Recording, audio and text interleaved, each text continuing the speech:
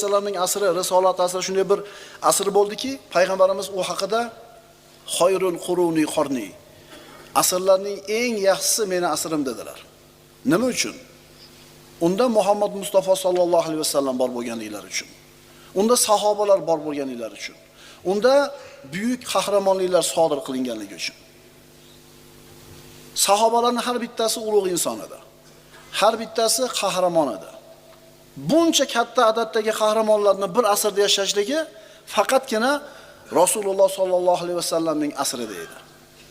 Shuning uchun siz bilan bizga ibrat bo'lgan, namuna bo'lgan sahobalarning hayotini o'qib, o'rganib o'zimizga ibrat olishligimiz lozim va lobud bo'ladi. Sahobalar qiyomatgacha keladigan musulmonlarga ibrat, namuna bo'lgan kishilar. Biz uchun bizning tildagi kumirlar mana shu insonlar bo'ladi. Bugun qaysi sahoba haqida dars qilmoqchimiz?